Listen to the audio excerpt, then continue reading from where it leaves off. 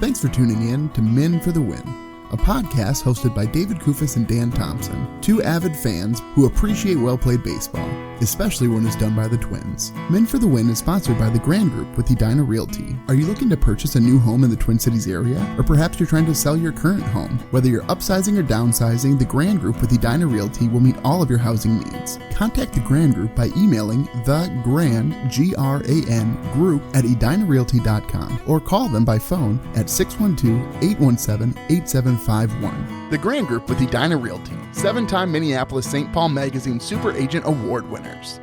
On this episode, David and Dan recap the Twins spring training results up to now. Thanks for listening. Enjoy. Thanks for tuning in to Men for the Win. My name is David Kufis. With me as always is Dan Thompson.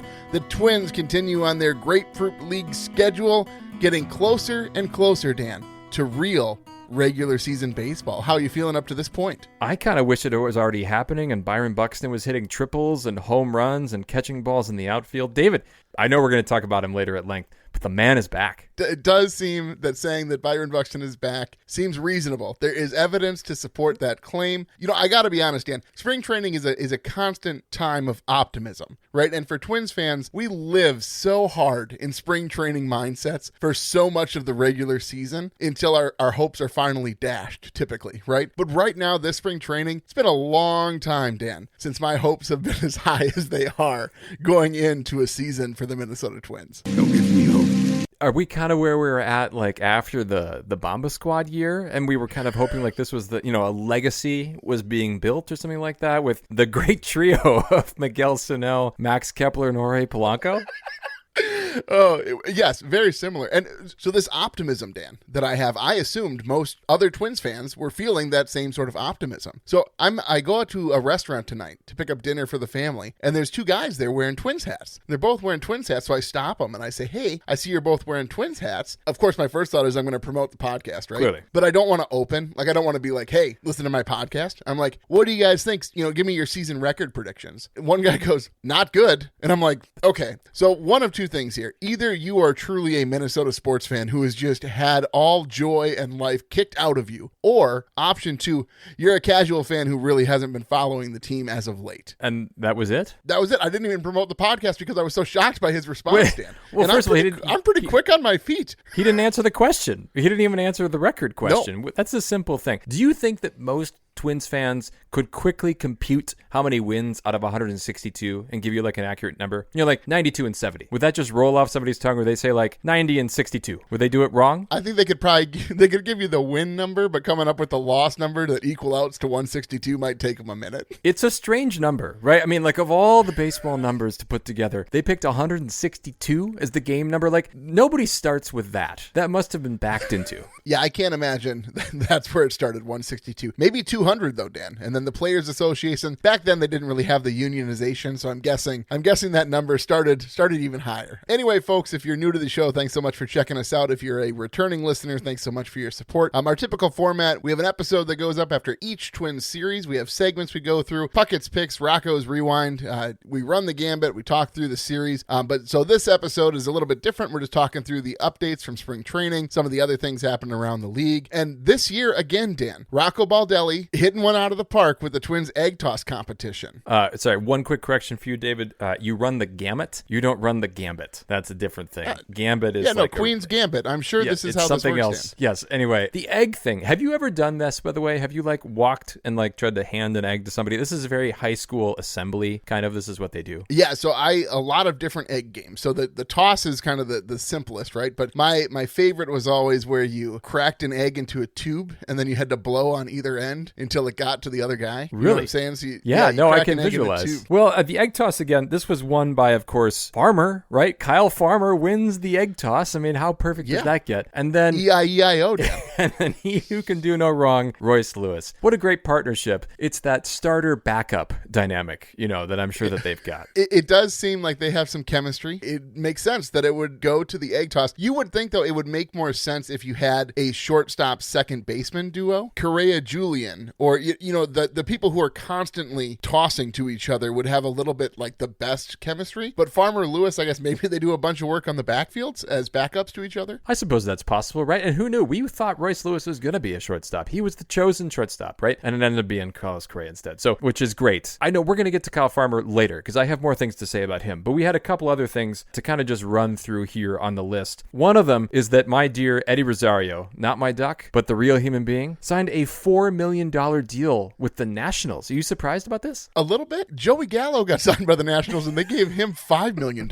And I guess, to be fair, no, I haven't pulled up the baseball reference on each of them and done a deep dive into who's more valuable. But gut check, Dan, I would rather have the hijinks of Eddie Rosario on my team than the constant strikeouts of Joey Gallo. Well, don't worry, be happy. That's hard to argue with, David, because every now and then Eddie Rosario hits a ball that's like low and outside, and he hooks that thing all the way over the right field fence. So yes, and speaking of former Twins, the great Josh Donaldson, and by great we mean great problem egomaniac third baseman Josh Donaldson, has retired from baseball. David, sad to see him go? No, about time. I understand that some people really like that sort of like really intense attitude about the game, but like there's intensity, Dan, and then there's just being a jerk. And honestly, like Josh Donaldson does not seem like a guy who I'd want to spend an evening with. He seems like the guy at the party that you try and avoid. Well, he seems like somebody who is always blaming other people for the mistakes that he makes. Like when he pulled up blame on the hamstring, he was probably blaming the first base bag or something like that. It's that kind of stuff that I'm sure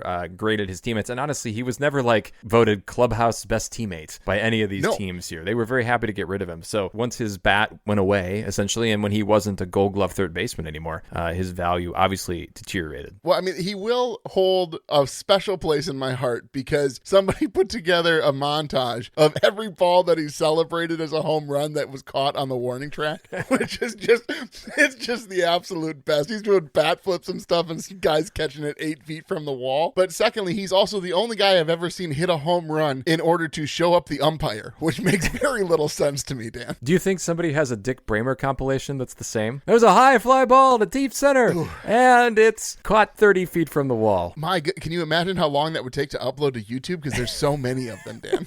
And that's a good segue into TV. So Denard Span is going to join the broadcast team. This is weird to me, David. They have so many people on this list of people on the broadcast team. With Corey Provis is going to do basically every game now, and good for him. But the rotation of other people, it's weird to me because I remember growing up like it was the same. It was Dick and Bert for a decade. Yeah, more than that, Dan. Yeah, true. It was Dick and Bert for 4 decades if I do my math right here.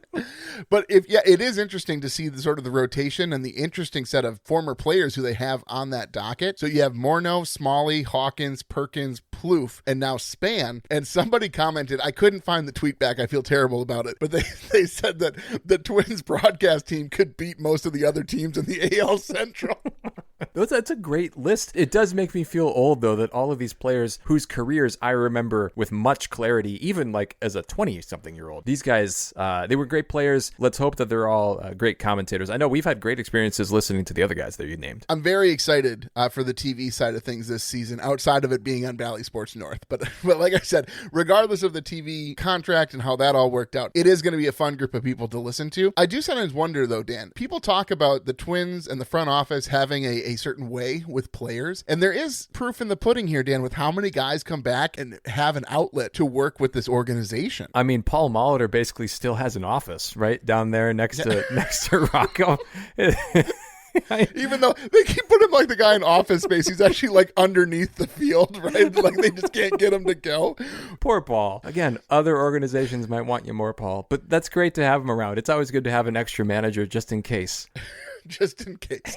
So the spring breakout game is coming up this weekend, Dan. And so this is basically a spring training version of the Futures All-Star game that happens at the All-Star break. But the Twins are sort of getting a little bit of play here nationally because of the guys who are leading the team. So Brooks Lee and your guy Wally Jenkins and Emmanuel Rodriguez are all going to be on that roster. So it's against the Rays on Saturday the 16th. It will be on Valley Sports North. So if you have that that cable package to watch that. That should be a fun spring game to watch that probably won't have a huge impact right away on this team as they break camp. But I'm telling you, Dan, Brooks Lee, he's likely going to be up here sooner rather than later with the way he's been hitting the ball this spring. Well, that's what I wonder. I mean, Brooks Lee obviously has a future with his team. I'm just not sure where he's going to be and at whose cost. It feels like the inevitable injury is going to be where, but I guess we say this kind of every year, but when we look at the roster again, we talked about this last episode, like there's not really a spot right now that seems to be available that they seem pretty well spoken for. Yeah,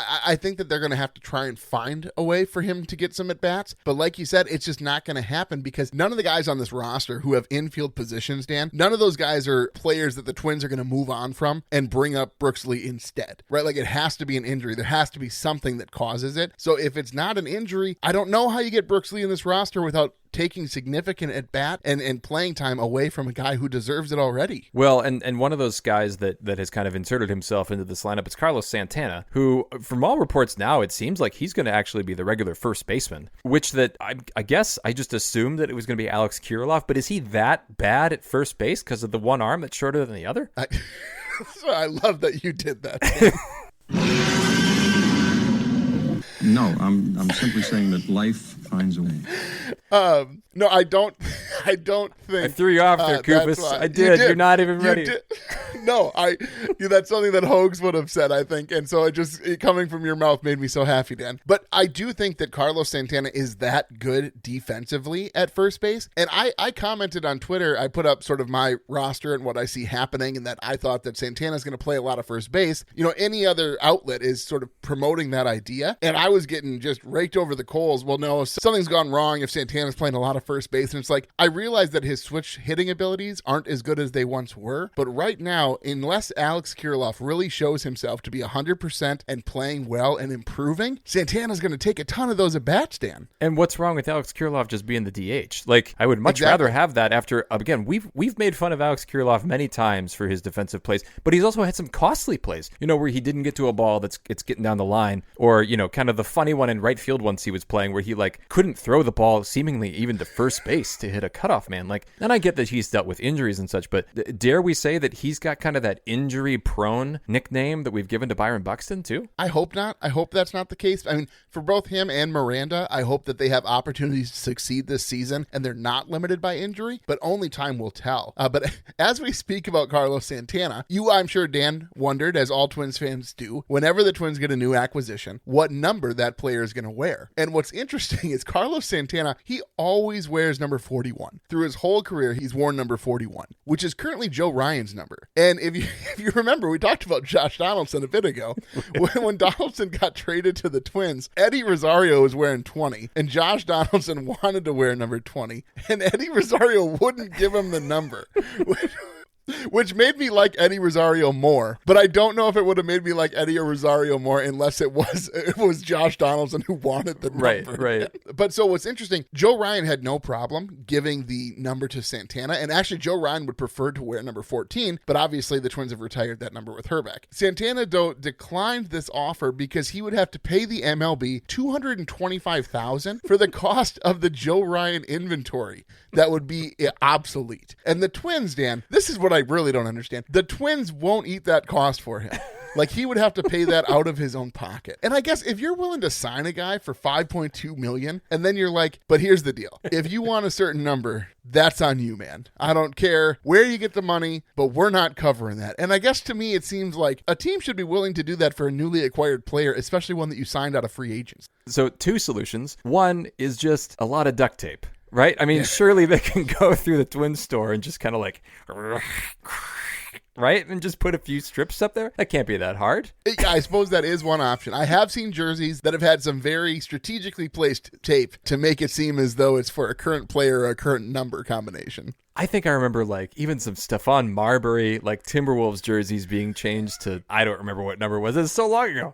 But the other thing is like, couldn't you just limit your list of players that you would acquire to like, you know, certain numbers that you want to avoid? You know, like that would have made it simple. This could have saved the Twins the whole Josh Donaldson charade, right? If they would have just said, oh, sorry, Eddie, we got a question for you. Can you just go through here and tell us which players here that you would be willing to give your number to across Major League League Baseball, and that would have solved the whole problem. Oh, I assumed that the Twins would be looking at the number, not talking to their player who currently has that number. Well, it's like a no trade clause, right? You know, just kind of you give him 8 teams or something like that hockey seems to always have. But the question isn't whether or not he'd be willing to give up the number. The way you presented it is which player would you be willing to give the number up for? Well, I think I changed the argument midstream there, David. When I started the thought, it ended in a different spot. Very different places. Well, you have a note here, Dan, for Aaron Gleeman, or about Aaron Gleeman. I don't know. It seems like you're upset. That's all I can tell, Dan. Okay, so I used the word infuriating. I think in some text messages with you and Hogs, I used all caps in multiple words consecutively. This was frustrating. So I am sure that many listeners have the Athletic subscription, and as we do, and they read Aaron Gleeman and Dan Hayes. And Aaron Gleeman has this article about platoon splits, right? And he's talking about how it's the great defense of why the Twins do the switcheroo in the 3rd inning because Eddie Rosario. I want to talk about Eddie Rosario. I keep forgetting because Eddie Julian is up and there's a lefty, and we got to switch to Kyle Farmer because teams might never possibly put in a different reliever, right? So this happens, and so this whole story is wonderfully data driven, right? It's got lots of pluses and minuses and heat charts with a red and a slightly less bright red and then a white, right? But here's the thing. Aaron Gleeman has one thing on us, David. He has access to ask the Twins questions, right? He's got that going, and good for him. But do you know what he never asked,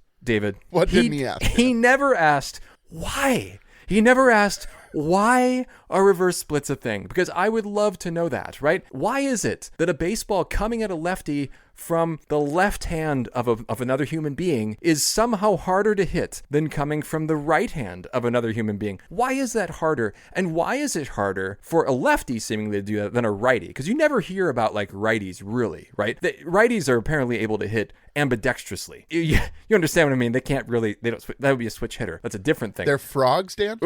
Sorry. That's amphibians, Dave. It's amphibious. Oh, right. sorry. Different Yeah. word. But he never asked that question. And I would love to hear what Rocco Baldelli has to say about baseball and why it's harder to hit a left-handed ball. So that's one thing, David. Can I give you my other thing, too? Okay, I'm going to go with the second. I guess it seemed like you were ready to keep rolling here, Dan. I have another one. I didn't realize I was going to have a chance to respond. Reverse splits. No, they brought it backward. Tell them to turn it around. He never addresses the reverse splits question that infuriates me more than anything, right? Because this would be my legitimate question. Does it matter if Eddie Julian can't hit lefties, but the guy who's throwing on the mound is a lefty who actually has a higher batting average against when he faces lefty versus righties? Does that even matter, or is it all about the batter in that spot? And again, was that question asked? No, it was not. Fans want an ejection. There it goes. And that was Gardy's gripe. Okay, to defend Gleeman a little bit, you do have to put an end to an article at some point. As a guy who's written for sports papers but for he a never, long time. But you're burying the lead. That is the most important question. Those are the two things that matter more than anything else to me. I'm a reader. I guess a couple of thoughts here. Baseline, why it's more difficult for righty, lefty, lefty is because the ball naturally works away from the hitter. Right. So when you're throwing something, if you're skipping rocks, for instance, Dan, your release point is far more likely to continue in the direction that your arm slot is flying. So it's harder if you're aiming at a log out on the lake. If you're trying to throw to something and you're righty and you're throwing to something to your right, far more likely to not compensate enough for that earlier release, right? So okay, yeah, sure. This is not the analogy that I was expecting, but it's actually quite helpful. Well, and so when you're aiming it at something that's to your left, though, the rock is far more likely to work in on where you're aiming at the log than the release point that you'd have to do earlier to miss it to the right. What? I didn't know that you knew so much about skipping rocks, David. Most baseball players, the arm slot that you're throwing a ball isn't directly over your head. Sure. you know, so arm slot really matters. And so I don't know if left-handed pitchers tend to have a more pronounced arm slot that leads to the ball even working further away than a typical right-handed pitcher would. I'm guessing that likely plays into it. And I'm just saying, could Aaron Gleeman not have asked a pitching coach to answer that question as eloquently as you just did, David? That's all. I could be totally making this up. You could be. You could totally be wrong, right? That's the point, is that you're not a pitching coach, and nor is Aaron Gleeman. Yeah, All right. I don't know what to tell you. If he wasn't listening to the podcast, he's certainly not going to do it now. Anyway, and that's fine. That's fine. I want to know that answer at some point. So Aaron Gleeman, if you are listening, please ask that question the next time. Maybe Dan Hayes will do it for you. You know, he does have a mailbag option open currently, Dan. You could ask that question on theathletic.com. We're not affiliated with The Athletic at all, but you could totally do that, Dan. From the podcast, say, hey, we read that article, we liked it, but we really didn't like that you didn't ask this question. Here's what I'm going to do. I'm going to email Dustin Morse, the communications director for the Twins, and I am going to ask that question directly to the source myself. There it is. I'd be shocked if you get an answer, but it'll be fun to try. I would too. Dan. Anyway, we should move on here. We have two other kind of main topics here. Spring training game highlights, which there are some, and then also roster updates and questions, David. So let's get in here to some of these highlights. So the first thing to note is in Byron Buxton's first appearance in center field, and I forget, I should remember the number because there was about 300 different articles that reference the numbers of how many days it's been or how many games it's been since Byron Buxton has played in center field. But he played in center field. He never even got to make a play on a ball. He should say made plays on balls that were on the ground, but he never caught a ball in the air. But there was one ball in the Red Sox game that he made his first start in that he could have dove for and had a chance at, but he decided not to, Dan. He decided not to, which I think is about the most important trait that Byron Buxton needs to develop as we enter this season. Is discernment, like wisdom? Is that what we're asking here? I can't compete with you physically, and you're no match for my brains. That makes it sound like he's like unwise, and that's You're not, right. It's right. just That's that true. the guy plays the game so hard. He just needs to make an adjustment in his mind and realize him as a healthy player is so much more important than one out will almost ever be. I'm going to start a list of like players and like their body parts we talk about the most. So we've got Byron Buxton's knee. We've got Alex Kirilloff's wrist. We've got Carlos Correa's, really, actually, it's foot, ironically, not his ankle. Anything else that I should add to this list here, David? Ryan Jeffers' smile. Good. We should start talking about that much more. I'll add it to the list. The other thing, though, that Byron Buxton did is he hit a home run and he hit 2 triples against the Yankees, and it didn't matter at all. Isn't this ironic? Well, yeah, it didn't matter at all, but it really mattered. I knew exactly what to do, but in a much more real sense, I had no idea what to do. Also, Dan, just because, again, it's showing that he's healthy. The way that he is willing to run to third base in spring training, again, he wouldn't have run to third base if he wasn't healthy. Right? Like, he is clearly doing this to ramp up to get ready for the season. And what I loved so much, and in the post-game interview, he wasn't like, oh, yeah, my knee's probably going to feel that the next day. No, you know what he said, Dan? He goes, I wish the season started tomorrow. Like, he is amped up. He's healthy. Every article, I do not think that this is a bait and switch. And the Twins front office, for as terrible as their communication has been this entire offseason, starting from basically as soon as their season ended last season, the one thing I can say that I'm almost confident they're being honest about is Byron Buxton is actually healthy. I was thinking it must be the bigger bases. I think really that's why Byron Buxton is feeling so much more confident in getting to he's out there. He's like a gazelle, David, right? Like, or a gallimimus, right? Just like gliding from one base to the other. It's really beautiful to watch. Others are like onions. End of story. Oh, Dan.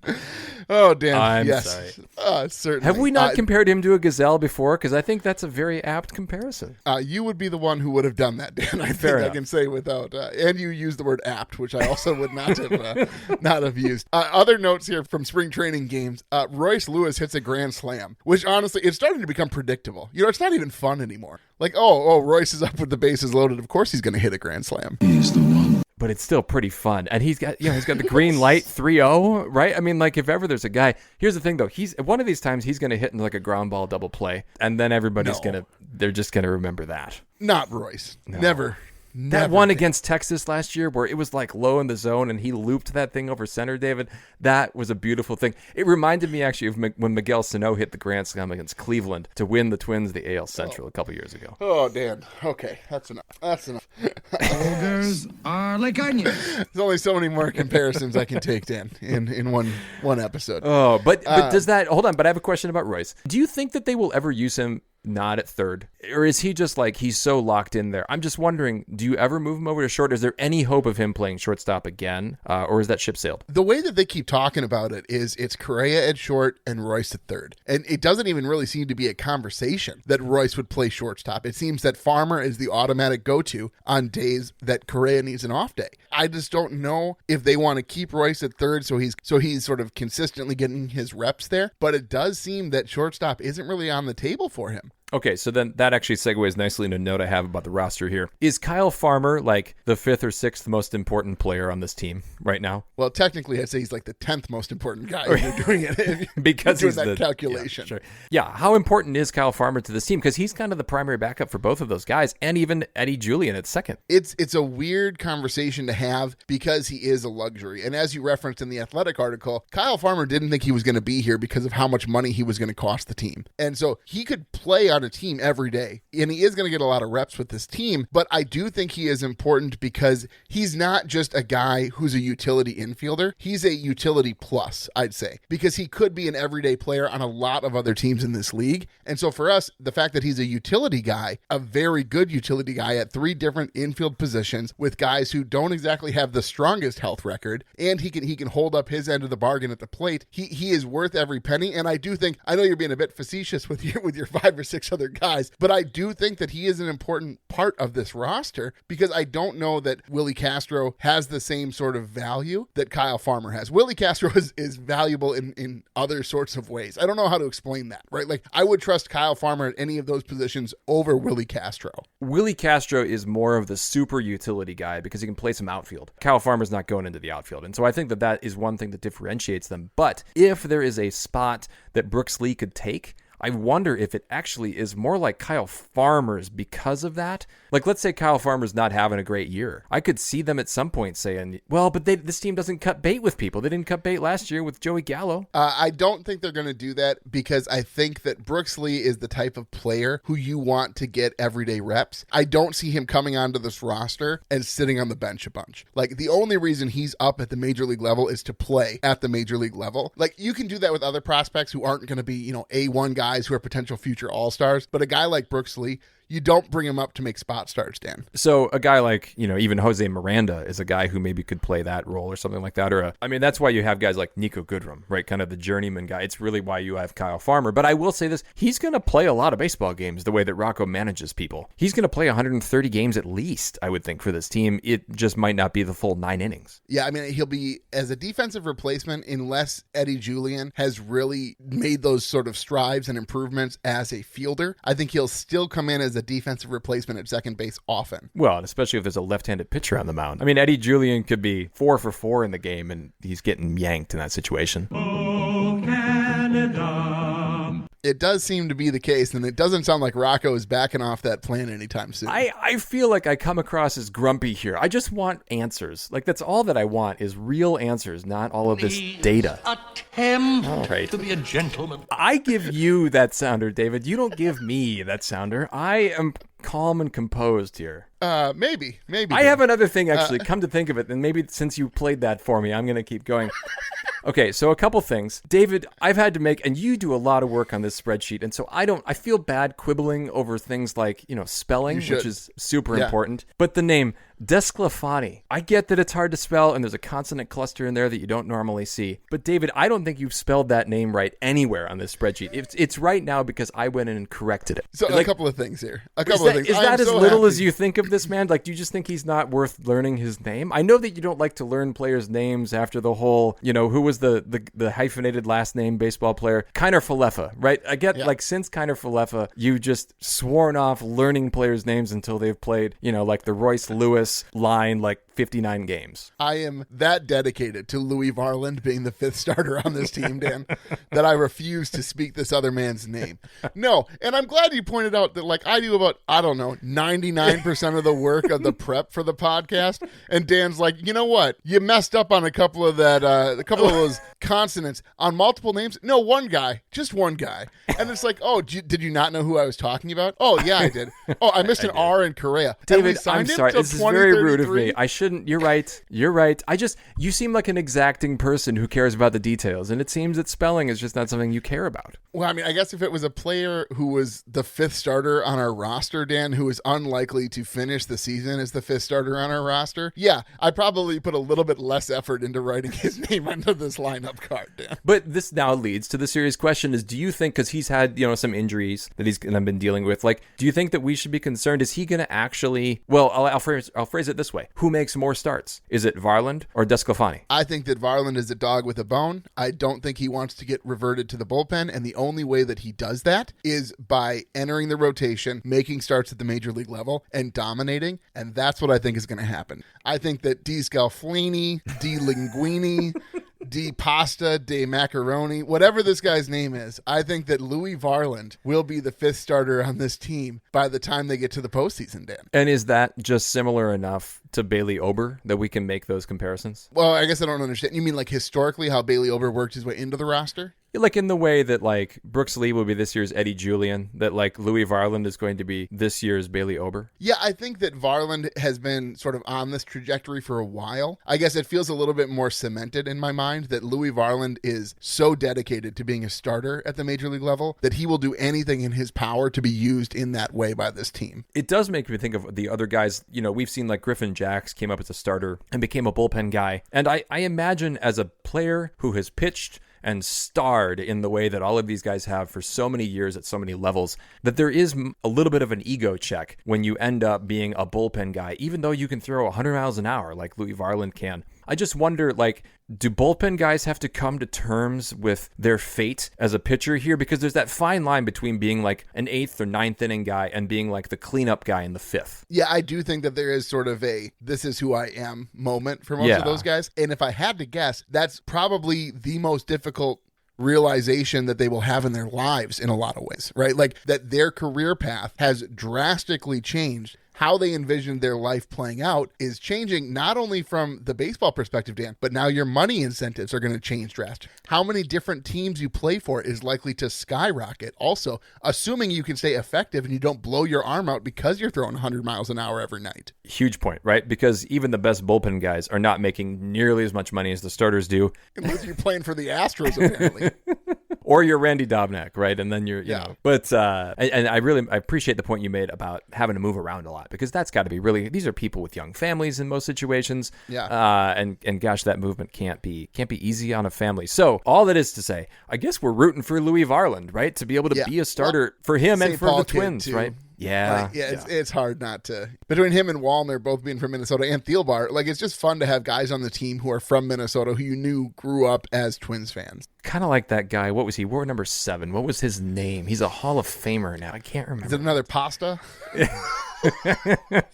Joe Amau. I think it was something like that. I don't know that doesn't quite work that way. One last question then about this, and you mentioned Caleb Thielbar. He's been dealing with a nagging injury as well. He dealt with some injuries last year and missed some time, and I'm curious if Caleb Thielbar cannot be an effective pitcher for this team. How much do you think that hurts the bullpen? Not as much as it would have at the end of last season. Like with all of the names that they brought in, the guys who are healthy and coming back, I think that, it would be a loss. Like you'd rather have him healthy than not over anybody else on that roster. But besides Duran, obviously. But with that being said, the Twins have quite a few options in the minor leagues to go to if any of these bullpen guys can't go at the start of the season. Well, and I think the fact that they have Funderburk waiting as another lefty, and they got Okert already, I got really nervous again, you've heard me talk about splits plenty, but I do like that when the Twins have some lefty options out there.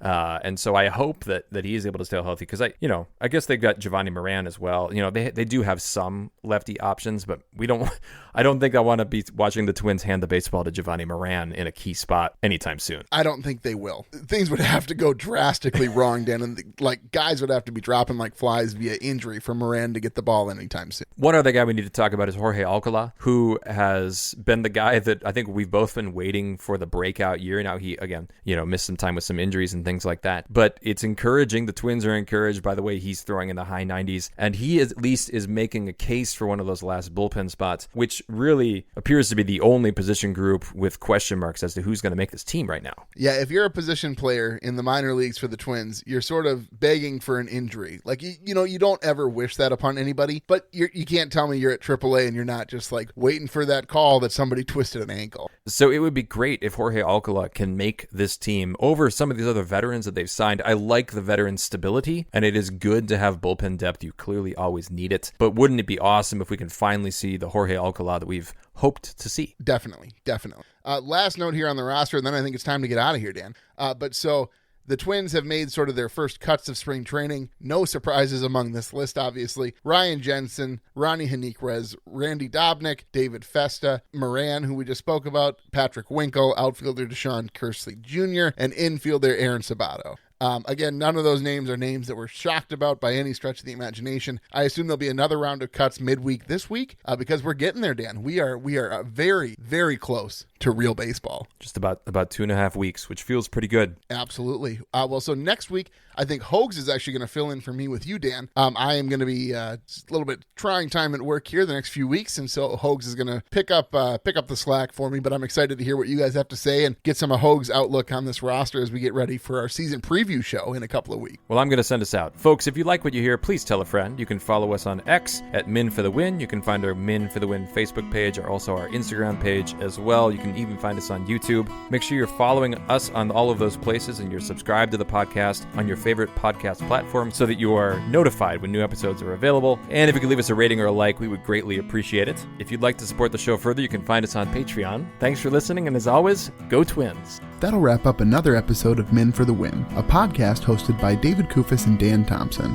two avid fans who appreciate well-played baseball, especially when it's done by the Twins. Thanks so much for listening, and as always, go Twins.